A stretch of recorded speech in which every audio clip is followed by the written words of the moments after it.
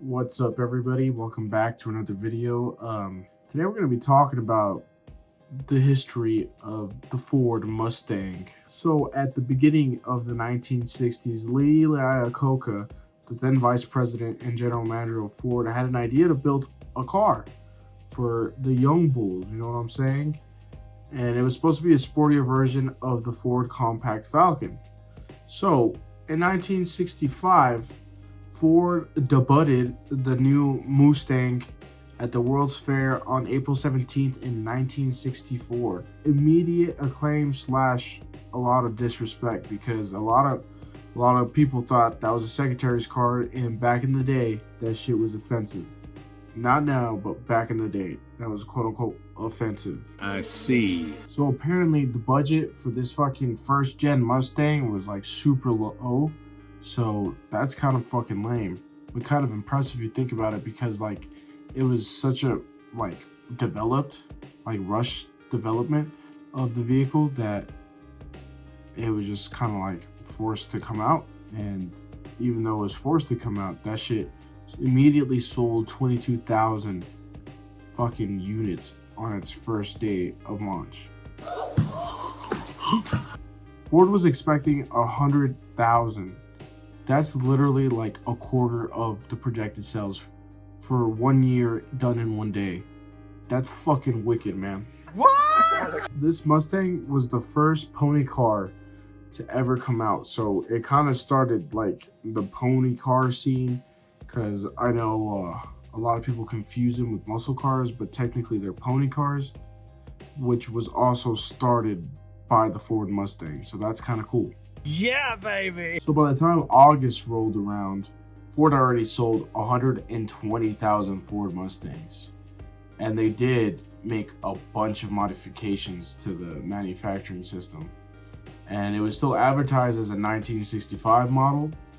And by contrast, people started calling the August version of the Mustang the late 1965. And before that, the early 1965. You had two versions of the same car in the same year, which is kind of fucking crazy to think about. You crazy? So right after this huge process happened to the manufacturing process, it got swapped out. Basically, the fastback was born because of that. So not only did you have the coupe and the convertible, now you had the fastback, which was the more quote-unquote manlier version of it. You can customize it to whatever you want it to be, and it can be tailored to your own needs. It could be fuel efficient daily driver or a fucking beast to drive. So by March 1st in 1965, Ford had produced its 1 millionth Mustang. That's 2 years, and you've made 1 million of these fucking cars and sold them. This is the craziest thing. That's fucking wicked, man. So the Ford Mustang, its first redesign was in 1967, and the primary reason why it got bigger was to make room for bigger engines by changing the fucking 289 to a 302, aka the 4.9, aka the first 50, aka not the Coyote or the 50 from the foxbody. But they also put in a big ass 6.4 in there, so things was getting crazy at this point. That 6.4 was making about fucking 335 horsepower, which is nuts to think about back in the day. Please don't lie. A fucking Mustang making 335 horsepower. That's the same amount of power as a fucking 2001 fucking, what is it, 4.9 or 4.6? Sorry, 4.6 Mustang. And of course, this is when Shelby got involved and decided to put in the fucking 428 in that bitch, aka the 7-liter. And it was producing about 335 horsepower and 440 foot-pounds of torque, which you already know made it fantastic for drag racing. So do you guys remember that 302 that I was telling you guys about? The 4.9, aka the 50? Well, that thing was kind of fucking lame. It was making 140 puny horsepowers, and it resulted in the Cobra 2 and the King Cobra models being super flashy.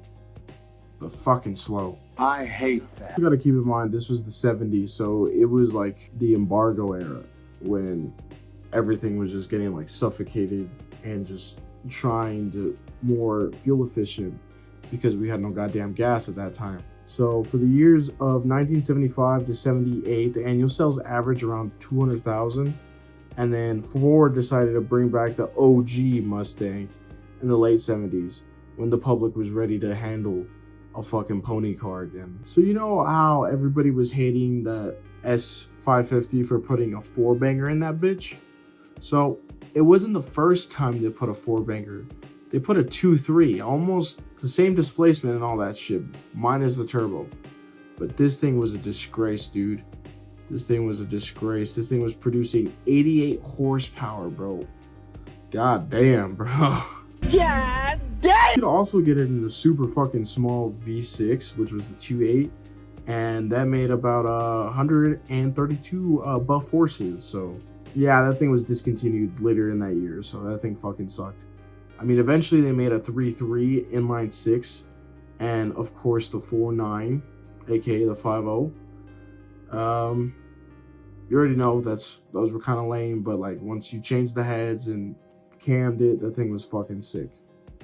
Talking about the 302 on this bitch. That's not gonna fucking happen. There was a second oil crisis in the years of 1980 and 81, so they switched from the 5.0 to a 4.2 V8 engine. So yeah, it kind of got lame for like 2 years. But anyways, when the 5.0 returned in 1982, Ford finally abandoned the fucking turbo and decided just to keep it NA. So that's pretty cool considering that turbos back then weren't the best, especially American turbos, because for whatever reason they just sucked. Era Ford also produced some Mustangs that were capable of going 140 miles per hour. However, civilians did not have the opportunity to own these because these were police Mustangs. So What the fuck? if you were running around the 80s, you guys know about them fucking cop Mustang cars out there trying to cap you. So in 1987, Ford redesigned the foxbody and it became the foxbody that we know now. They decided to update the interior and make it more aerodynamic. So no more pop-ups, it was all just flush. And they eliminated the V6, so there was no more V6. You only had 2 options and 2 models. The economy-oriented Ford Mustang LX and the flashy fucking V8 with the 5.0, aka the Mustang GT. The Mustang GT did have a lower body side skirt, so it looked a little lower to the ground, and the tail lights were slightly different, so that was another plus. The Mustang GT wasn't the most popular version of this car. It was actually the LX because you could still get the 5.0 in it, or 87, excuse me. It was making about 225 horsepower, which is still quite a bit. And it kind of got suffocated after that. It went down to 205. So a lot of Mustangs that we know of from the Foxbody era are actually the LX because it's 200 pounds lighter. So with lighter weight, it means you go a little bit faster. You know what I mean? So right around 1989, there was a downward trend in sales. So even though it got redesigned and it looked better than before, it wasn't enough. So they needed a big update. So as a parting gift, Ford gave us the SVT Cobra in 1993. And that Cobra had a fucking 235 heavily modified V8 and upgraded shocks and struts and styling that was less aggressive than the GT. And the Cobra R lost quite a few pounds. It decided to cut down at the gym. Cut off the air conditioning and the stereo system, the back seat, and sound insulation and power accessories. So everything, you had to crank that, hit that soldier boy, you know what I'm saying? Basically, the Cobra R just got better springs and was better, just built better. So Ford only produced 107 R models and less than 5,000 SVT Cobras. So these things were quite limited. They were basically the Shelbys of the modern day, even though Carroll wasn't working with Ford at this time.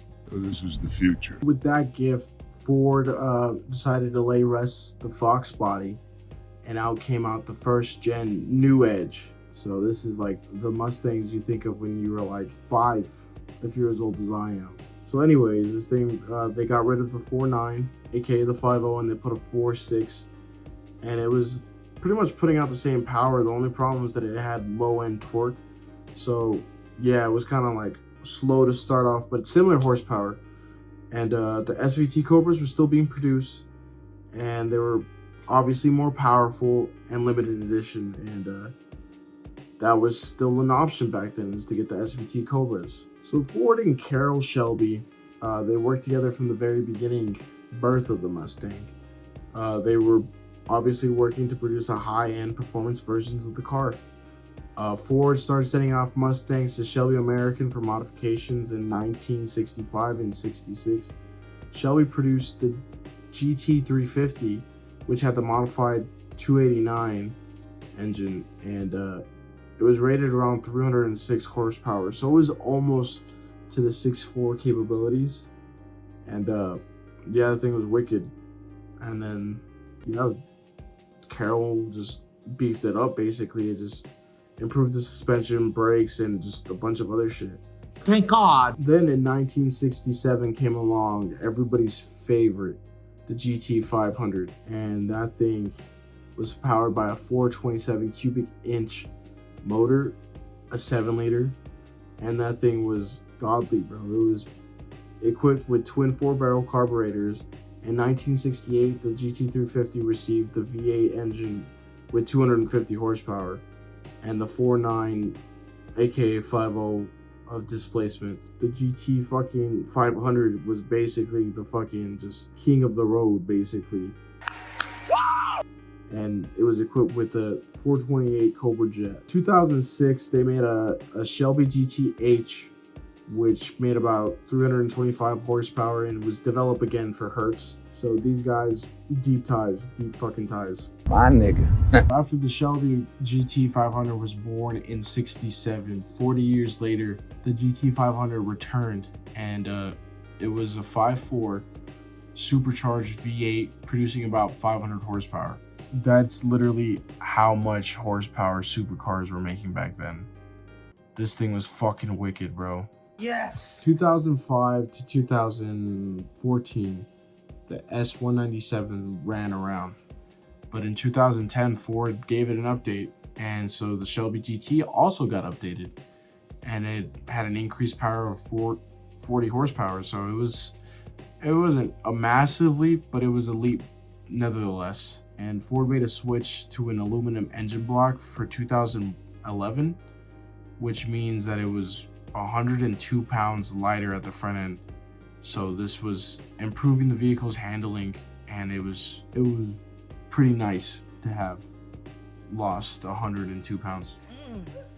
So Shelby had a option for the V6 and the GT versions of the Mustang, which was like an appearance package and brake, like it upgraded the brakes.